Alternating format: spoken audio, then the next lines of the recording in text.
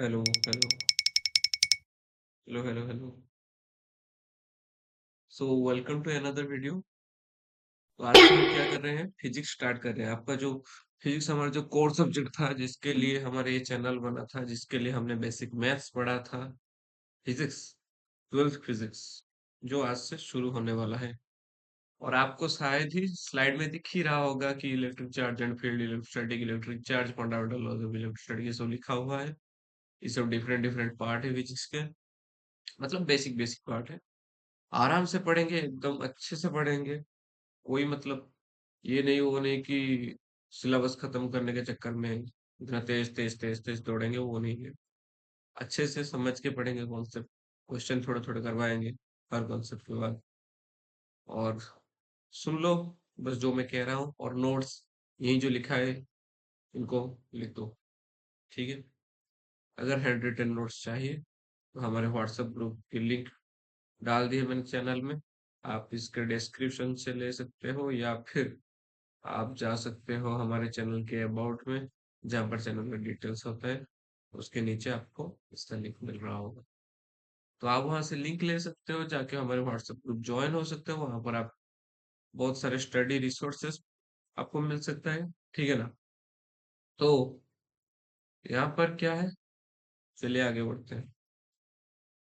Simply electric charge and field, ये part किसका है, इलेक्ट्रोस्टैटिक का पार्ट है, सही है कि नहीं। जो इलेक्ट्रोस्टैटिक का पार्ट है, एक मिनट, ये वायर मैंने नहीं लगाया यहाँ पर, माउस का वायर। तो ये जो इलेक्ट्रोस्टैटिक हम पढ़ रहे हैं, पढ़ने वाले हैं, इलेक्ट्रिक चार्ज एंड फील्ड, ये किसका पार्ट है, इलेक्ट्रोस्टैटिक्स का ही पार्ट है ना। इलेक्ट्रोस्टैटिक का दो पार्ट होता है, इलेक्ट्रिक चार्ज एंड फील्ड और एक पोटेंशियल कैपेसिटेंस, जो इसके बाद में आए, ठीक है ना। तो हमारे पहले पार्ट क्या है, इलेक्ट्रिक चार्ज एंड फील्ड। तो चलो, तो इलेक्ट्रिक चार्ज एंड फील्ड में जब आप एंट्री करते हो, तो पहला चीज जो आपको आता है, ये इलेक्ट्रिक चार्ज एंड फील्ड आया कहाँ से है। कहाँ से आया है, इलेक्ट्रोस्टैटिक से आया है। इलेक्ट्रोस्टैटिक से आया है, तो पहले इलेक्ट्रोस्टैटिक्स का मतलब समझ लेते हैं यहाँ पर क्या है, ठीक है ना। कौन सा वाला, ये वाला वर्ड का मतलब समझ लेते हैं, ये जो वाला इलेक्ट्रोस्टैटिक्स क्या है चीज, ये लिखा है मैंने यहाँ पर, देख लो, आप पढ़ सकते हो यहाँ पर। It is the study of electric charge at rest. मतलब एक चार्ज, ये मान लो क्यू एक चार्ज है, ठीक है ना, कि ए या बी, ये कोई सा भी एक चार्ज है, ठीक है ना। तो ये जो चार्ज अगर रेस्ट में है, मतलब मूव नहीं कर रहा है, ये कहीं जा नहीं रहा है, ये कहीं से जा नहीं रहा है, ये कहीं जा नहीं रहा है, सिर्फ इनके जगह पर है, इनके जगह पर है, और हम इनके बारे में स्टडी कर रहे हैं, तो इसको क्या बोलते हैं हम, इलेक्ट्रोस्टैटिक्स। स्टैटिक का मतलब रेस्ट ही होता है, ठीक है ना। जब आप 11th में हो रहे होगे, जब आपका काइनेमेटिक्स स्टार्ट किया होगा, तो आपके टीचर ने तो आपको जरूर बताया होगा कि मोशन कितने टाइप के होते हैं, स्टैटिक मोशन, डायनामिक मोशन, ठीक है ना, ऐसे होते हैं ना। तो ये स्टैटिक है, स्टार्टिंग मतलब एट रेस्ट।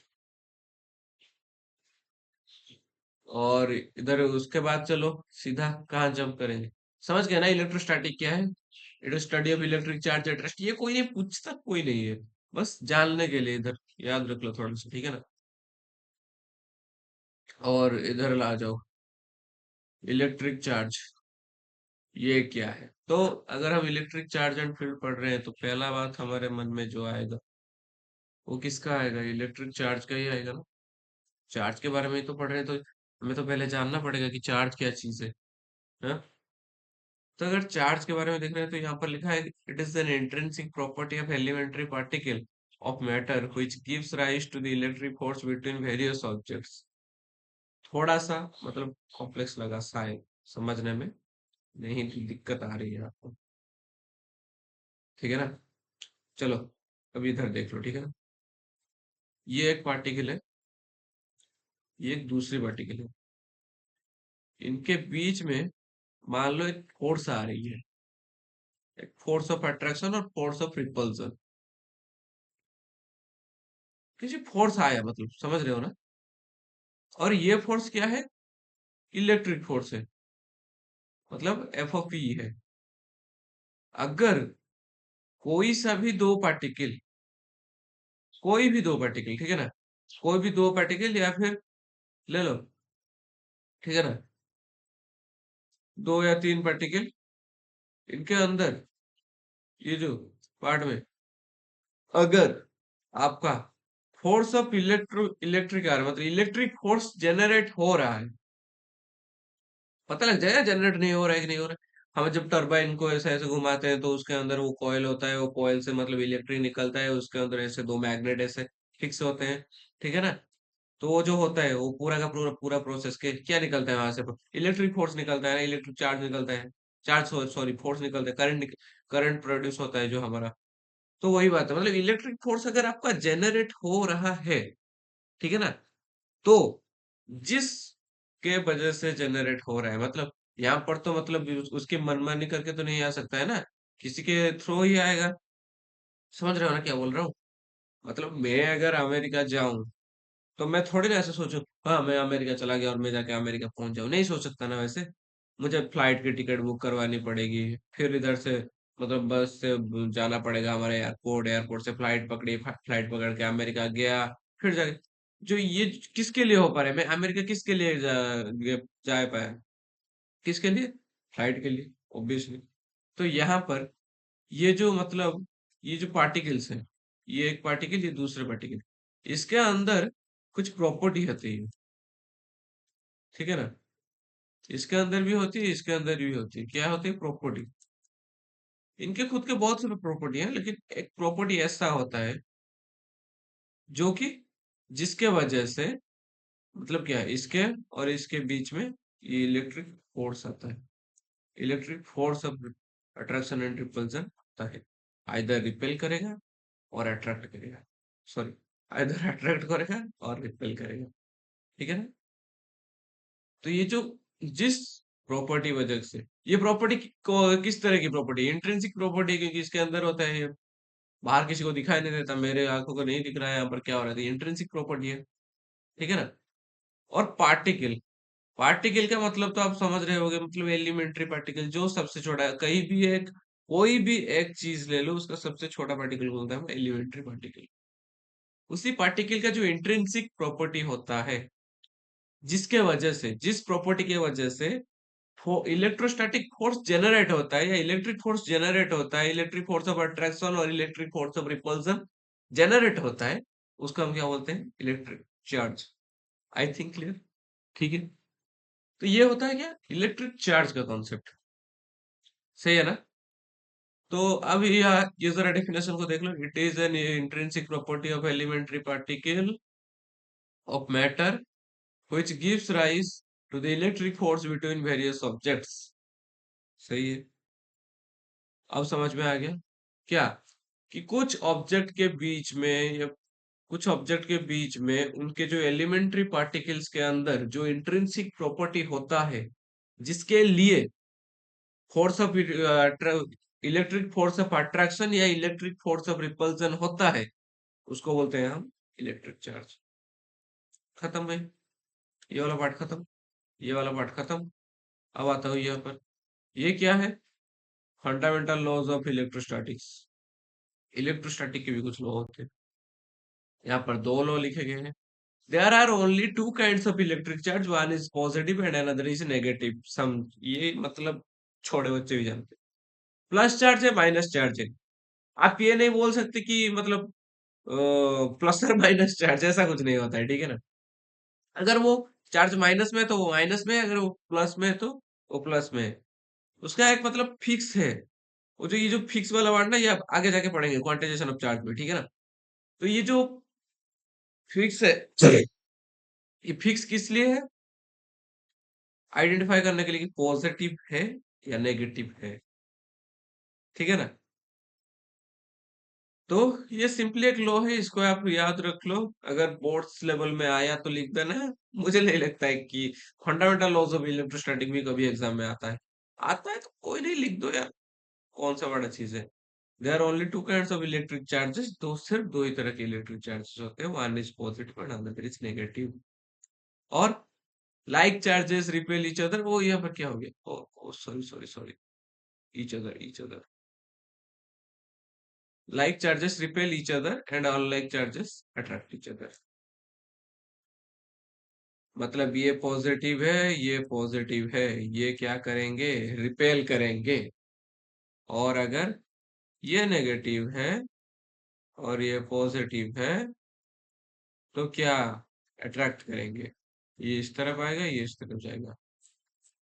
इसका एक सिंपल एग्जांपल ले लो, जो टीनेजर्स होते हैं, लड़के लड़कियां, ठीक है ना, जो टीनेजर्स होते हैं। एक लड़के ने एक हसीन लड़की देखी, वो अट्रैक्ट होते उसके पीछे पीछे चला जाएगा। उसको मालूम नहीं है वो कौन, उसकी क्या लगती है ये, या फिर वो कुछ लगती भी हो या नहीं हो, उसके पीछे जाएगा। अब बहुत सारे बोलेंगे सर हम तो नहीं जाते। अबे तुम मत जाओ ना। दुनिया में अगर 100% टीनेजर्स है ना, 80% बच्चे ये करते हैं, ठीक है? तुम मत जाओ, कौन बोल रहा है जाने को, वो अच्छी बात नहीं होती है, लड़की अपने साइड में जा रही है। सेम, लड़कियां ये दिखाती नहीं है कि हम लड़कों के पीछे जाते हैं, वो दिखाएंगी नहीं, लेकिन वो भी उनके मन में भी कहीं ना कहीं थोड़ा थोड़ा है कि ये मतलब क्या, लड़का चाहिए, लड़के के मन में है लड़की चाहिए, लेकिन लड़की के मन में ये नहीं आएगा कि मुझे लड़का चाहिए, लड़की के मन में ये नहीं आएगा कि मुझे लड़की चाहिए। सेम चार्ज उन लोगों को नहीं, जो उनको डिफरेंट चाहिए अट्रैक्ट करने के लिए, समझ रहे हो ना? वही कॉन्सेप्ट यहाँ पर अप्लाई कर लो, ठीक है ना, वही कॉन्सेप्ट यहाँ पर अप्लाई कर लो। चलो, अब ये क्या आ गया, ये मतलब कौन सी क्लास में पढ़े होगे तुम, मुझे पढ़ाने में शर्म आ रही है। पता ना जरा कौन सी क्लास में पढ़े होगे तुम, कंडक्टर इंसुलेटर्स। मतलब इनके जो ये जो वर्ड है ना, इनके ये जो सामने ये, मतलब इनके जो नाम है कंडक्टर, इससे इसका डेफिनेशन हो जा रहा है, इंसुलेटर इससे ही इसका मतलब मीनिंग समझ में आ रहा है, ठीक है ना। कंडक्टर क्या है, the substance through which electric charges can flow easily are conductors. अब जो स्पेशली मेटालिक बॉडी होते हैं ना, जिनके अंदर से इलेक्ट्रिक चार्ज आराम से मूव कर सकता है, हाँ दो चार नॉन मेटल्स भी हैं, जैसे कि आप बोल सकते हो ग्राफाइट, ग्राफाइट के अंदर इलेक्ट्रिक फ्लो करता है, ठीक है ना। इंसुलेटर क्या है, the substance through which electric charge can flow are called insulators, ठीक है ना। जिनके अंदर से नहीं, इस पेन के अंदर में अगर मैं इस तरह से छोड़ू और इस तरह से बोल निकले, निकलेगा, क्यों निकलेगा भाई, ये इंसुलेटर है, इसमें कोई मेटल वेटल नहीं लगा है। हाँ हालांकि ये स्टाइलस पेन है, इसके अंदर मेटल है, ये थोड़ा हेवी है, इससे कुछ हो सकता है, मतलब इतना भी नहीं है, मतलब ये जो इसका सराउंडिंग है फाइबर से कोटेड है, तो इससे नहीं होगा। अगर इसके जगह मैं एक ले आऊं एक स्क्रू ड्राइवर और उसका जो हैंडल वाला पार्ट निकाल दूं, सिर्फ वो जो रॉड स्टील का उसमें छोड़ू, अब बहुत जोर का झटका लगेगा भाई, सच्ची में बोल रहा हूँ, बहुत जोर का झटका, क्योंकि वो मतलब एक परफेक्ट कंडक्टर है इलेक्ट्रिकली। तो ये कंडक्टर इंसुलेटर, इसके बारे में क्या होगा, इसको मैं बोल देता हूँ क्या, बच्चा, ठीक है ना, ये है बच्चों की पार्ट, ये है बच्चा, कौन, कंडक्टर इंसुलेटर। अब किसका बच्चा हमें मालूम नहीं, हाँ फिजिक्स का बच्चा होगा, फिजिक्स के तो कितने बच्चे घूम रहे हैं ऐसे ही, ये उनमें से एक बच्चा होगा। चलो आगे बढ़ते हैं। हाँ अब क्या है, difference between charge and mass. चल पहले मतलब ये जो डिफरेंशिएट अभी करेंगे ना, इसको लिख लेते हैं अच्छे से। इस साइड लिखेंगे इलेक्ट्रिक चार्ज,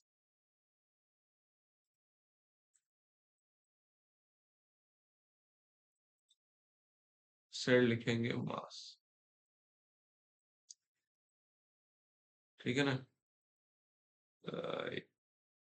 ये मेरी एक लाइन भी सीधी नहीं होती, ठीक है छोड़ो।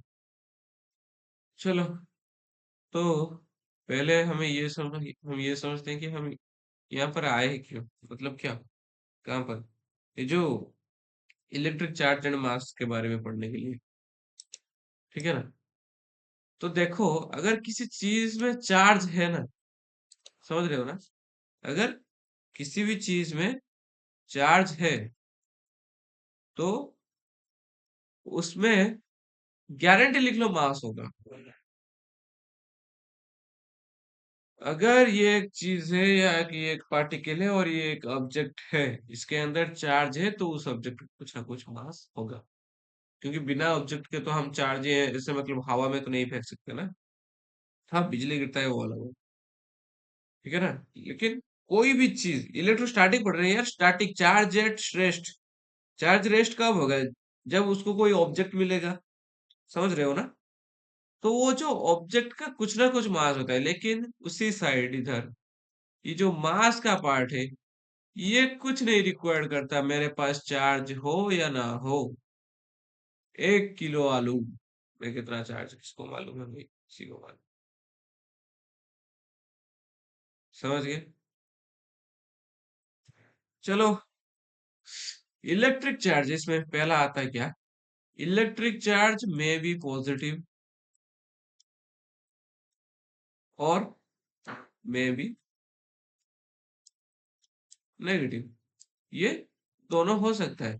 जो हमने कहा पढ़ा फंडामेंटल लॉज ऑफ इलेक्ट्रोस्टैटिक्स में, कि इलेक्ट्रिक चार्ज मतलब क्या, दो होता है। एक में नेगेटिव होता है, एक पॉजिटिव होता है। तो ये कुछ भी हो सकता है, लेकिन मास सिर्फ और सिर्फ पॉजिटिव ही हो सकता है। कभी आपने सुना है -2 kg आलू मुझे दे दो? नहीं सुना। -12 किलो पाउडर। कौन सा पाउडर भाई? लड़कियां लोग मंगवाती हो 12 किलो, 15 किलो, 20 किलो। हाँ, उनका तो डेली बेसिस में चलता हो। ठीक है ना? आ जाओ। तो ये जो मास है ये सिर्फ पॉजिटिव हो सकता है, लेकिन इलेक्ट्रिक चार्ज पॉजिटिव और नेगेटिव दोनों हो सकता है। अगर आप दूसरे डिफरेंशिएशन सॉरी दूसरे डिफरेंस के बारे में जाओगे तो ये आएगा, charge does not depend upon motion और स्पीड। लिख लेते हैं कि charge doesn't depend upon speed. Charge speed के ऊपर डिपेंड नहीं करता है। आप 200 की स्पीड से जाओगे तो जितना चार्ज होगा उतना रहेगा, 10 की स्पीड से जाओगे तो जितना चार्ज होगा उतना रहेगा। चार्ज को फर्क नहीं पड़ता है कि भाई तू किस स्पीड से चल रहा है, लेकिन मास को फर्क पड़ता है। ठीक है ना? मास को क्या फर्क पड़ता है? यस, मास डिपेंड्स अपॉन स्पीड। ठीक है ना?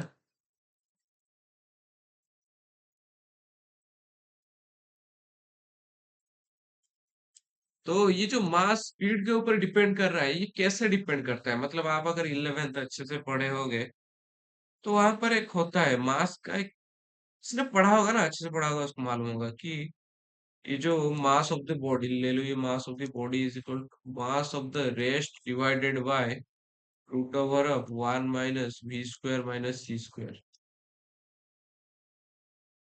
ये एक था इक्वेशन। चलो, ये इक्वेशन क्या है मैं आप लोगों को बताता हूँ। ठीक है ना? तो पहले ये जो मास देख रहे हो, ये जो मास, ये क्या है? मास ऑफ द बॉडी। ठीक है ना? मास ऑफ द बॉडी। और ये क्या है? Mass at rest.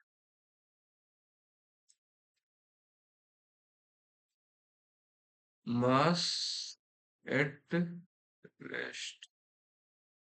ठीक है ना? इसको इग्नोर करो।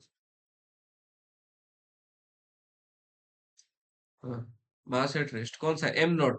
ये वाला है मास एट रेस्ट। मतलब जब स्पीड स्टार्ट हुआ, जब मोशन स्टार्ट हुआ, जब एक्सीलरेशन मास ने पकड़ी, जब मतलब आप एक गाड़ी न्यूट्रल में खड़ा है, आप उसको गियर वन में लाते हो, थोड़ा सा एक्सीलरेटर देते हो, फिर वो आगे बढ़ता है। जब तक वो न्यूट्रल में खड़ा है उसका क्या है? m0 ही है ना, मास एट रेस्ट। तो और ये क्या है? v। इसको थोड़ा इधर ले आओ। तो v क्या है? Velocity of body.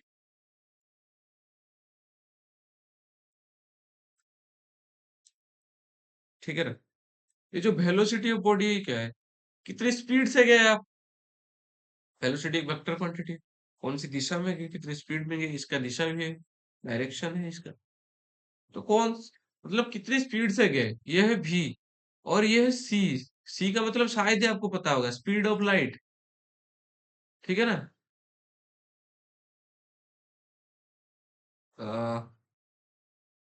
Speed of light क्या, सी।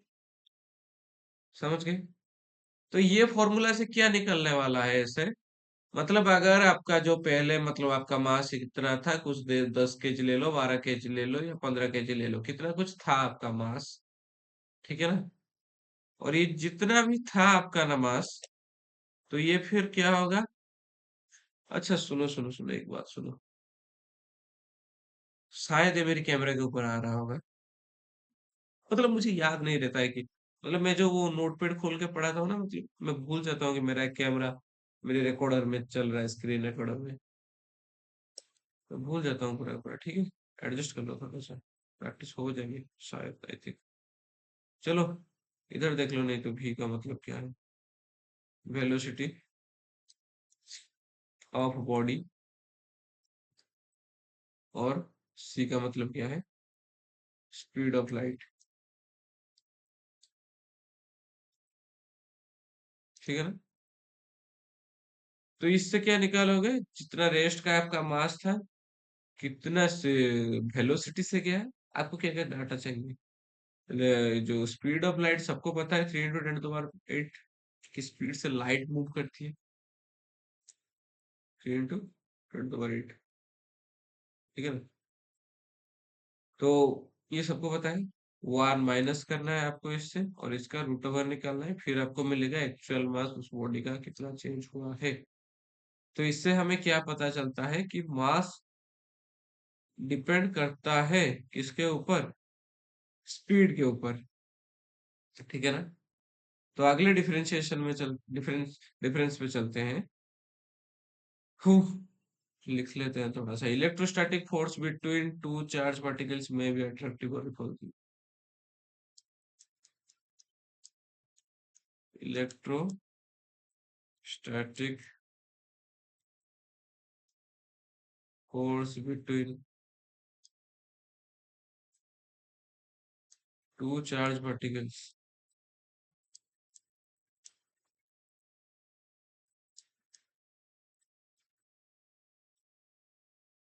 में भी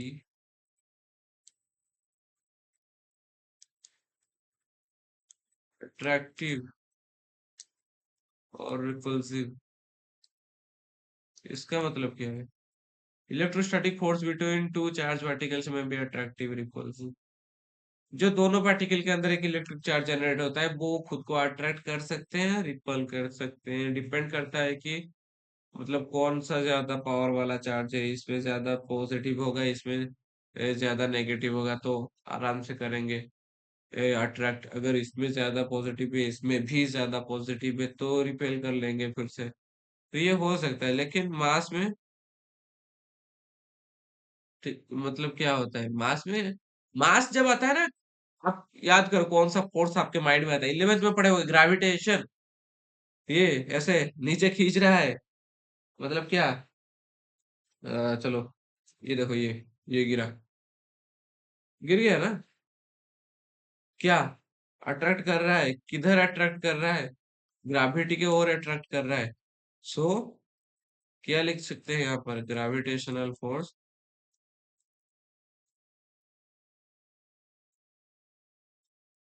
फोर्स बिटवीन टू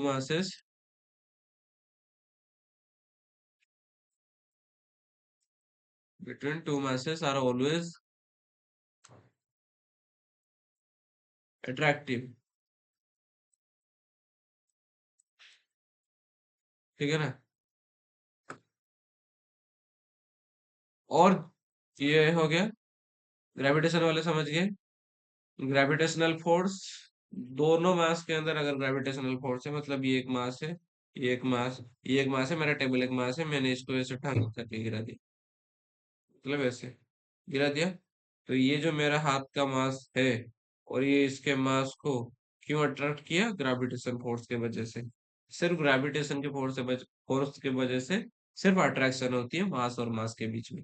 तो ये है इसका। और आप यहाँ पर आखिरी वाला डिफरेंस कि ए चार्ज्ड बॉडी ऑलवेज possess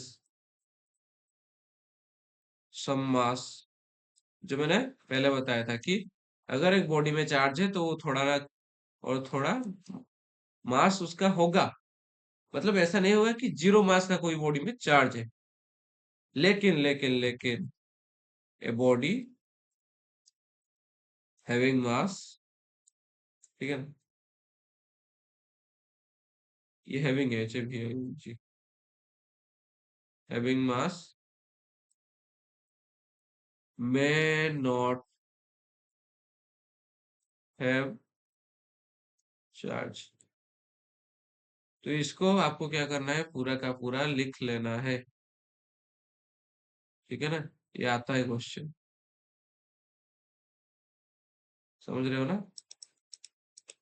ये क्वेश्चन आपको आता है। अबे कट गया, रुको, अभी आ जाएगा। आ गया, हाँ ठीक है। तो इसके बाद में क्या आता है? Conservation of charge. ये क्या चीज है? Conservation of charge. Conservation of charge मतलब आप बहुत, मतलब शायद 9th क्लास में होगा, 10th क्लास में होगा, मुझे जितना याद आ रहा है। होगा वहां पर, मैंने 10th क्लास भी पढ़ा है वेज। था वहां पर कंजर्वेशन ऑफ चार्ज। वो उड़िया में था, हिंदी CBSE बोर्ड का इंग्लिश में था, जैसे यहाँ पर है। और एक बार पढ़ लो, charge can neither be created nor be destroyed, they can only change or transferred from one body to another body. ये जो इलेक्ट्रिक चार्ज है, ना तो हम इसको बना सकते हैं, ना हम इसको डिस्ट्रॉय कर सकते हैं। ये एक प्रॉपर्टी होती है जो डेवलप होती है, ठीक है ना, और एक बॉडी से दूसरे बॉडी के अंदर ट्रैवल करती है। इससे ज्यादा इसका कोई काम। हाँ, काम क्यों नहीं, काम है ना। Force force of attraction repulsion करता है, पावर देता है। तो ये जो चीज है, charge can neither be created nor be destroyed, can change or transfer from one body to another body. Sir, body to body transfer किया जा सकता है, ये आपको याद रख लेनी है। आपका ऐसा नहीं होगा कि इस बॉडी में मैं चार्ज, मतलब सारा ये निकाल लूंगा, तो कोई दूसरे बॉडी में नहीं लूंगा, लेकर चार्ज को फेंक दूंगा, वैसा नहीं होता है, ठीक है ना। And the total charge of an isolated system is constant. ये थोड़ा समझने की बात है, समझ लो इधर। ये जो लिखा था, मान लो ये आइसोलेटेड सिस्टम है, ये और एक आइसोलेटेड सिस्टम है, इसका नाम है ए, इसका नाम है बी। ये और एक का मतलब है ये इसी से बना है। चलो, यहाँ पर एक चार्ज है, क्या चार्ज है? अच्छा, मैंने एक मिनट, मतलब मैं इतनी देर आके पहुंच गया हूँ, मैंने आपको कुछ मतलब बेसिक चीजें पढ़ाना भूल गया, ठीक है ना, जो कि शायद यहाँ पर आता होगा। हाँ चलो, यहाँ पर जगह है, यहाँ पर बोल देता हूँ कि ये जो चार्ज देख रहे थे क्या, चार्ज, उसकी जो डेफिनेशन पढ़े, ठीक है ना। ये चार्ज क्या होता है? एक स्केलर क्वांटिटी होता है, ठीक है ना। ये क्या होता है? Scalar quantity. क्योंकि इसका सर क्या है, मैग्नीट्यूड है, ये डायरेक्शन नहीं है। हमें मालूम नहीं है कि चार्ज कौन से डायरेक्शन में जा रहा है। अगर वो जाएगा तो वो करंट बन जाएगा फिर, ठीक है ना। इस डायरेक्शन में करंट फ्लो हो रहा है, बोल देते हैं कभी कभी लोग चार्ज फ्लो हो रहा है, लेकिन वो करंट फ्लो होता है, करंट फ्लो होता है। चार्ज सिर्फ स्केलर क्वांटिटी, चार्ज से वैल्यू है, ठीक है ना। और इसका जो क्या है, यूनिट है, एसआई यूनिट। एसआई यूनिट क्या है? कूलम,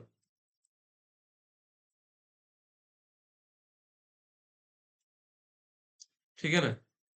और सबसे छोटा चार्ज जो कि है इलेक्ट्रॉन का कितना है 1.6 into 10 to the power -19 coulomb.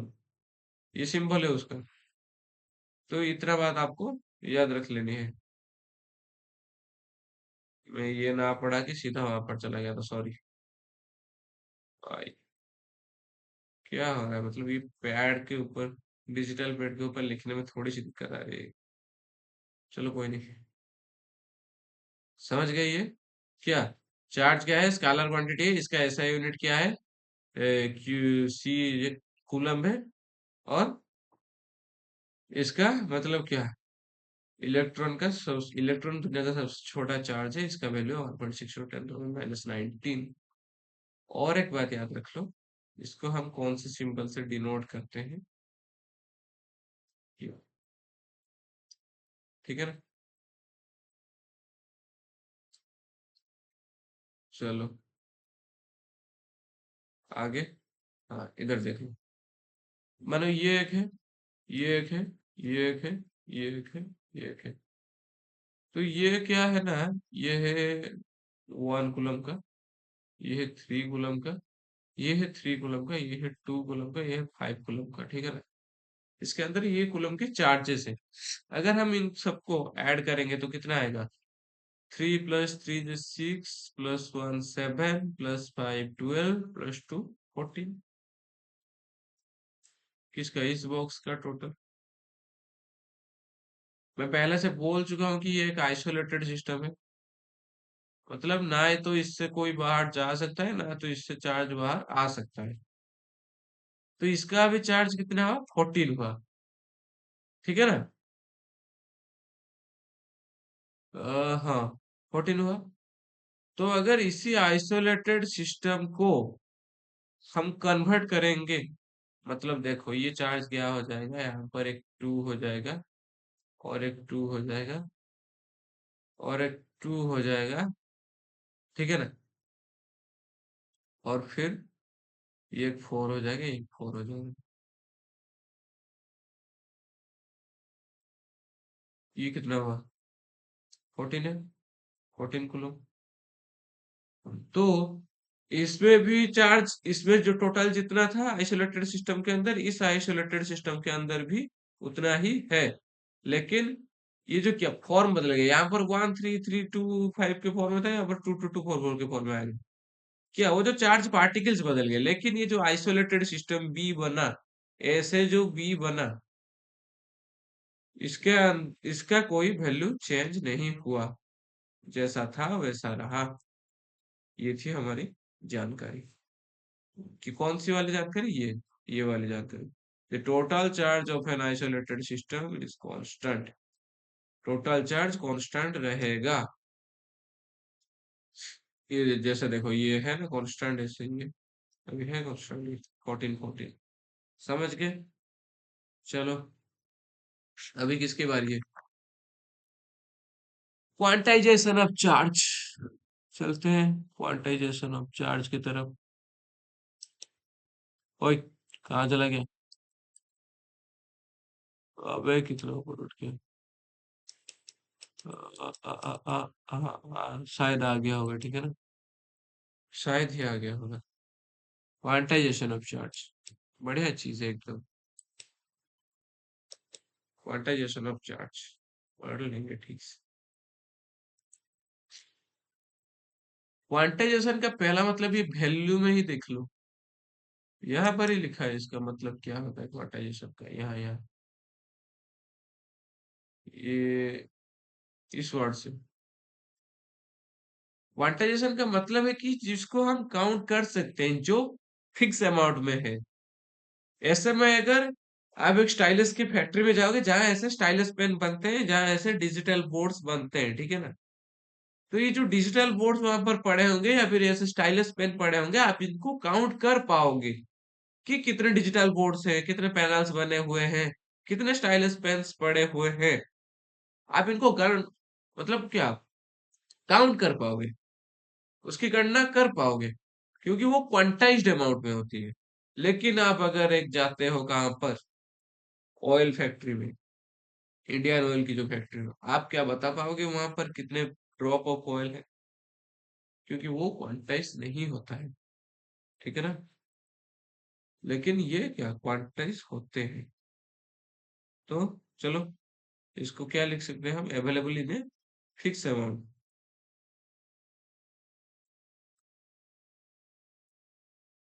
Available in a fixed amount.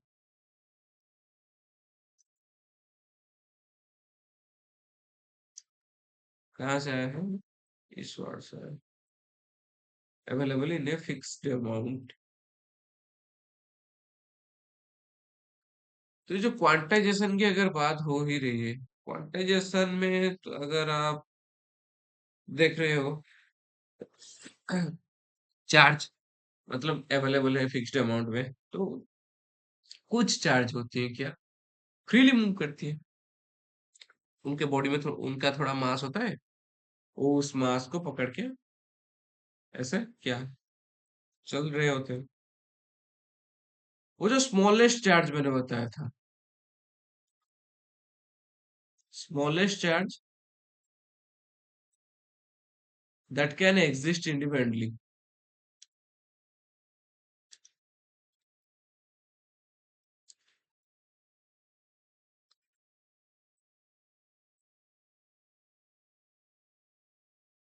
Is what, electron. आपको बताया था मैंने। तो ये जो इलेक्ट्रॉन का चार्ज भी बताया था 1.6 into 10 to the power -19 coulomb का होता है। क्या आपको पता है इसका मास कितना होता है, mass of electron? Mass of electron ये होता है 1.9 into 10 to the power -31 kg। ये होता है इलेक्ट्रॉन का मास, ये होता है इलेक्ट्रॉन का चार्ज।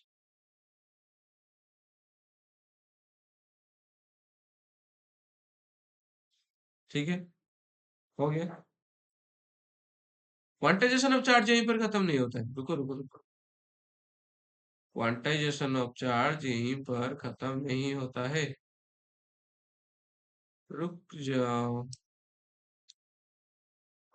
अबे मेरा व्हाइट बोर्ड मिल गया, व्हाइट बोर्ड सॉरी, जो थोड़ा सा मतलब क्या ही होगा। हाँ, अब आ जाओ देखते हैं। क्वांटाइजेशन ऑफ चार्ज अभी तक नहीं खत्म है। क्वांटाइजेशन ऑफ चार्ज का ना मैं अगर डेफिनेशन लिखता हूँ यहाँ पर, ठीक है ना, definition of quantization of charge, ठीक है ना, अगर लिखता हूँ तो आपका ये डेफिनेशन निकल के आएगा कि charge always exist in integral multiple of fundamental charge.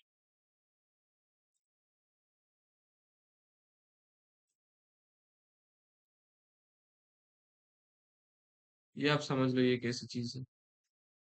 बोलोगे अबे ये तो थोड़ी टेढ़ी चीज आ गई। क्वांटाइजेशन ऑफ चार्ज का आप बोल रहे हो charge always exist in integral multiple of fundamental charge. हाँ भाई होता है। क्या होता है ये भी समझ लेते हैं। ये होता ये है कि आपका मतलब एक, मतलब ये एक चार्ज है, ये चार्ज में 2 इंटू करोगे 2 चार्ज, फिर उसमें 3 इंटू कर दोगे 6 चार्ज, ठीक है ना।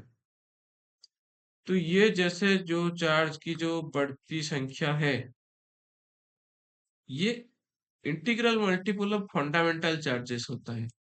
फंडामेंटल चार्जेस मतलब कैसे, चलो इलेक्ट्रॉन का एग्जांपल लेते हैं। 1 electron, 2 electron, 3 electron, plus plus plus plus ले रहे हैं n इलेक्ट्रॉन।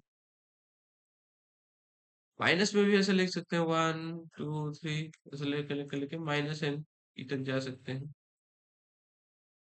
कौन से चार्ज को निकालने के लिए कि इसका चार्ज में कितना इलेक्ट्रॉन है या फिर कितना प्रोटॉन है, इससे क्या हमारा टोटल चार्ज जो क्यू है ये निकलता है ना, क्यू टोटल चार्ज निकलेगा इनमें से, ठीक है ना, n नंबर ऑफ चार्जेस से। लेकिन आपने क्या कभी देखा है 1.5 इलेक्ट्रॉन? नहीं देखा होगा। 1.5 नहीं होता है, 3.2 नहीं होता है, 6.7 इलेक्ट्रॉन्स नहीं होता है ऐसे। ऐसे मैं यहाँ पर लिख दूं 10.5 इलेक्ट्रॉन्स भेजो, नहीं आएगा। 10 आ सकता है, 5 आ सकता है, मुझे 10 इलेक्ट्रॉन चाहिए, मुझे 5 इलेक्ट्रॉन चाहिए, मुझे 12 इलेक्ट्रॉन चाहिए, इंटीग्रल मल्टीपल से। ठीक है ना? लेकिन ये जो 10.5 या लिख लो 16.3, 17.8, ये सब नहीं होते हैं। ठीक है ना? नहीं होते हैं। तो सिंपली क्या होता है, नॉर्मल। नॉर्मल जैसे होता है वही होता है आपका क्या, इंटीग्रल। किधर आ गया?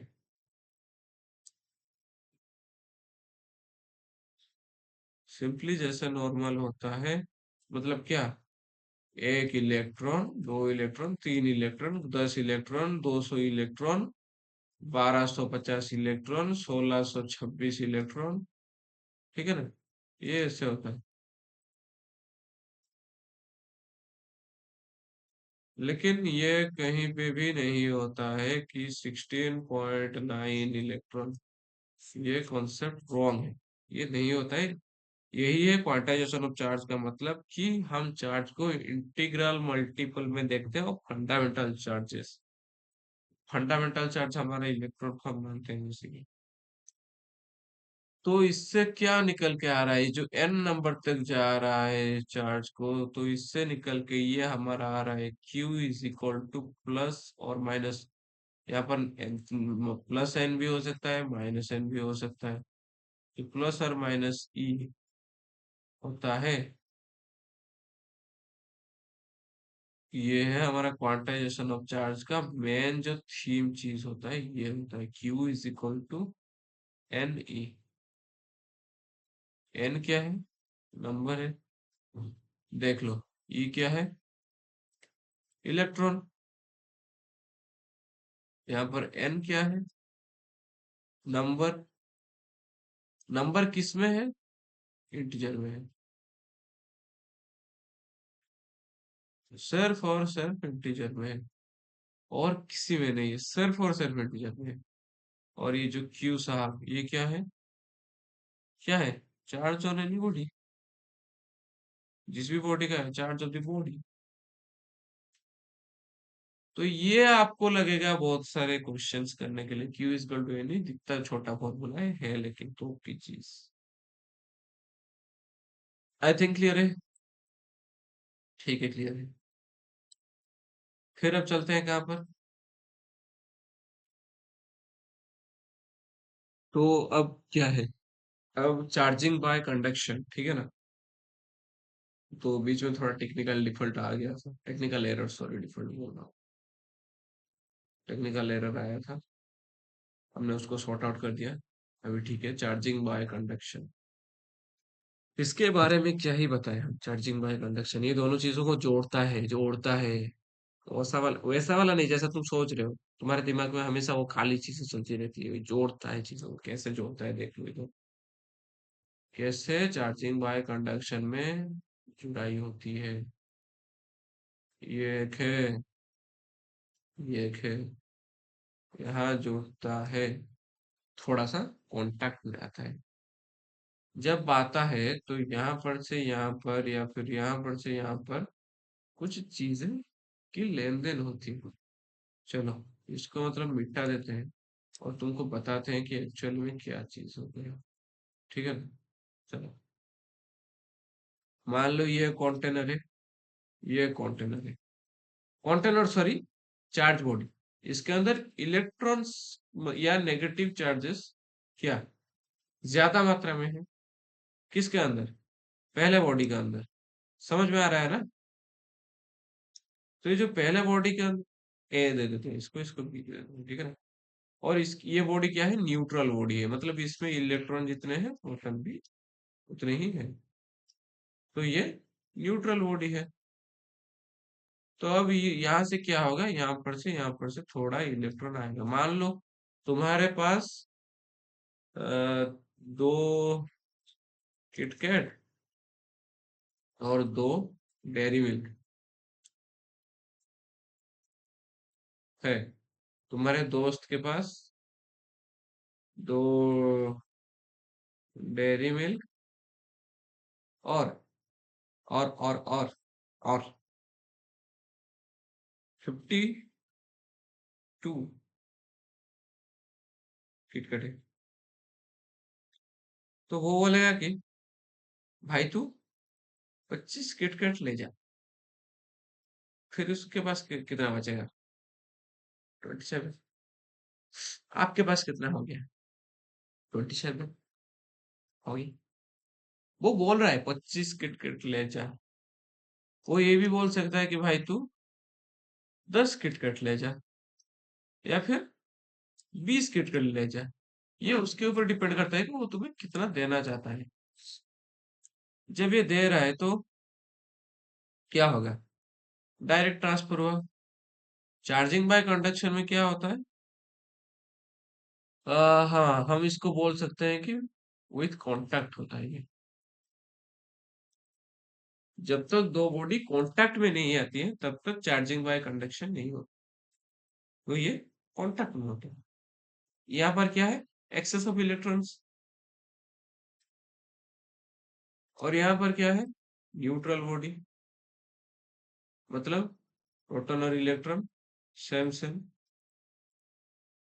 ठीक है ना? तो जब ये दोनों कांटेक्ट करेंगे फिर बाद में निकलेंगे तो इनके पास क्या हो रहेगा? ये दो बॉडी, इसमें भी इलेक्ट्रॉन्स डेवलप्ड है, इसमें भी इलेक्ट्रॉन्स डेवलप्ड है। यही है क्या? कंडक्शन। हाँ, याद रखो कि ये कंडक्टर होना चाहिए।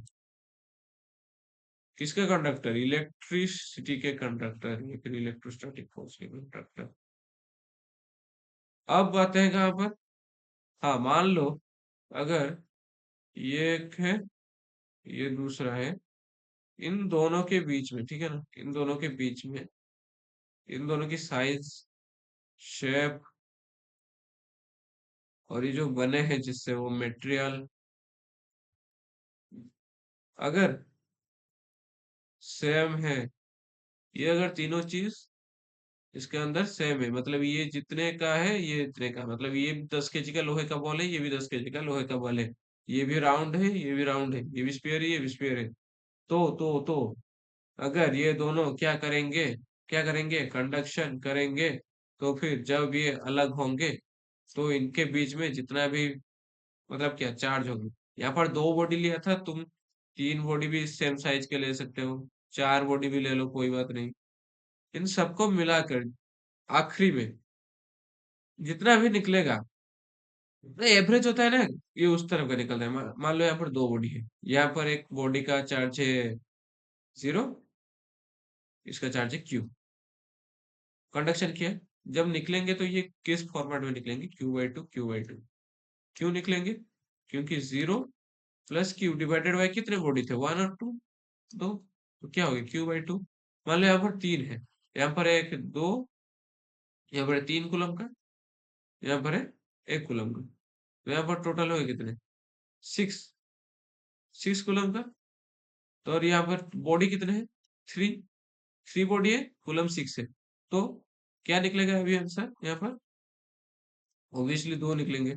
मतलब ये अगर तीनों अपने बीच में कंडक्शन करते हैं, फिर जब ये अलग अलग होंगे, समझ रहे हो ना, जब ये अलग अलग हो जाएंगे, ये 2C, ये 2C, ये 2C, मतलब जितना भी होगा इसका टोटल निकालना है और जितने बॉडी है उससे डिवाइड करना है, सिंपल सी।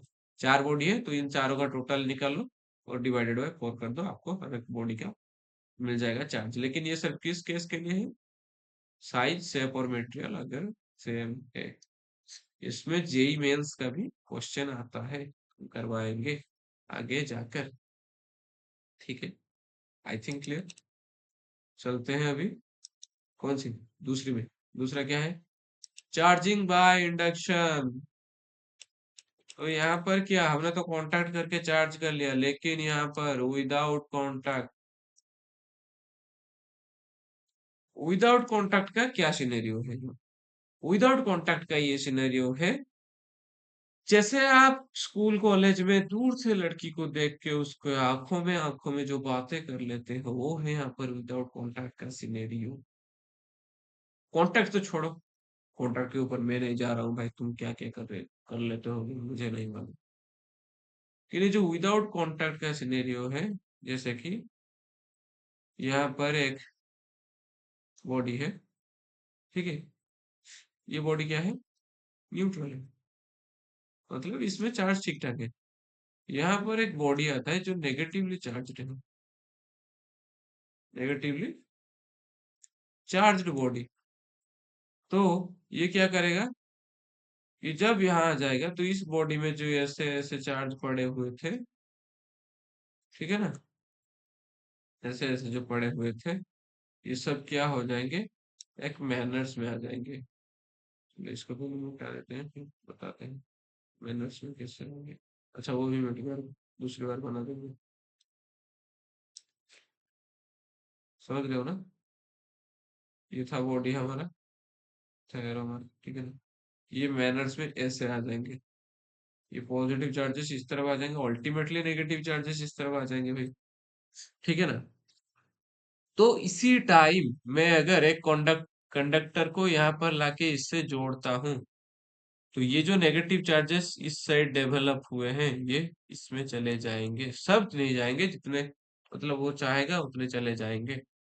और फिर जब इन तीन, मतलब इसको क्या बोलते हैं, इसको एक वर्ड बोलते हैं, पोलराइजेशन होता है, पोलराइजेशन। ये जो पोलराइजेशन का वर्ड है, ये आप आगे बढ़ेंगे, आगे जाकर पढ़ रहे हैं, इस चैप्टर में पढ़ेंगे, ठीक है। तो ये फिर अगर हम इनको जब अलग करते हैं तो ये ऐसा एक बॉडी बनेगा, ऐसा एक बॉडी बनता है, ऐसा एक बॉडी। तो ये बॉडी में पहले से नेगेटिव चार्जेस थे, अब जब इसको छोड़ दिए इसमें पॉजिटिव चार्जेस हो गए, क्योंकि ये इस तरफ था और इसमें कॉन्टैक्ट में नहीं आया।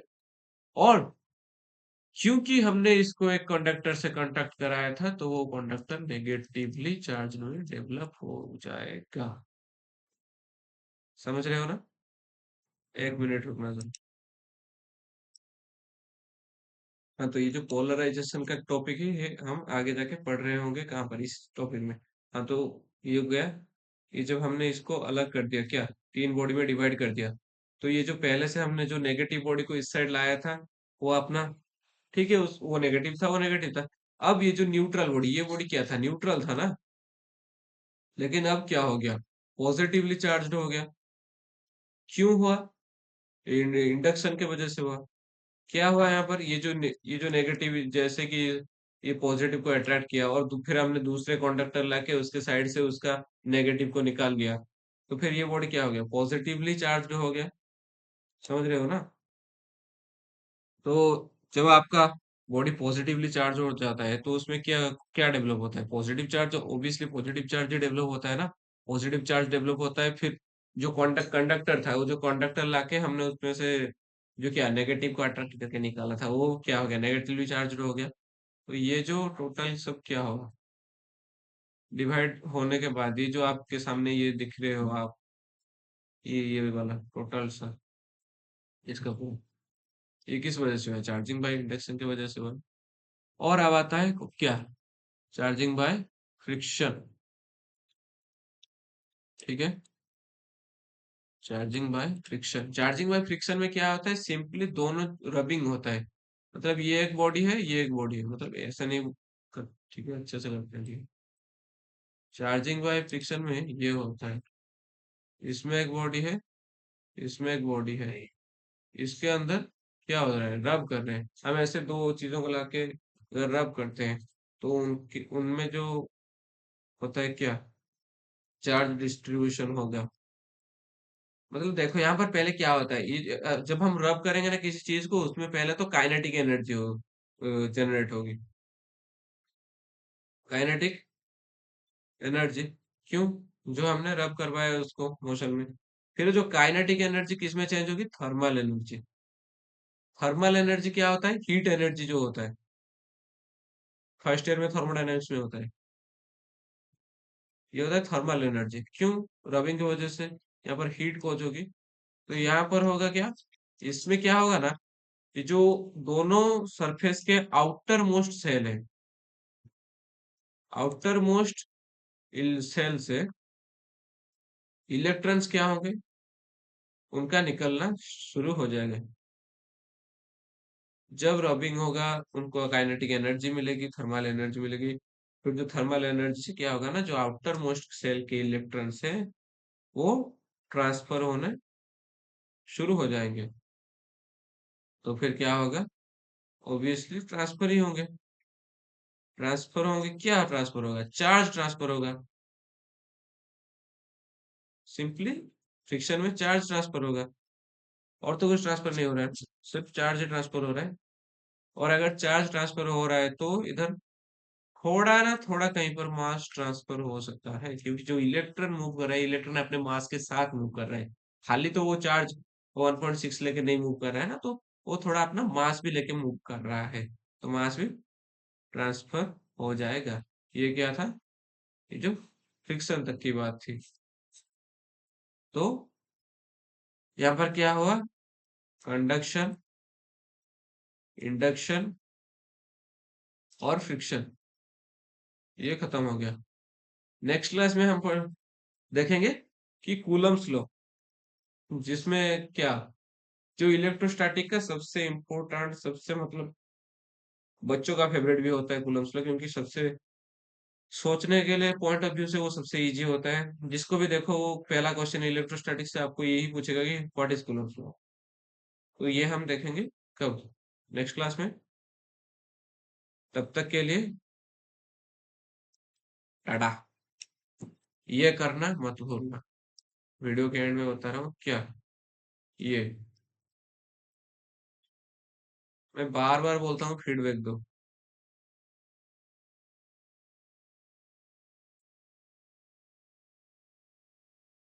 मुझे ये चाहिए आपका फीडबैक, पैसा तो नहीं मांग रहा हूँ, फीडबैक दे दो कैसा पढ़ा रहा हूँ बस, ठीक है ना।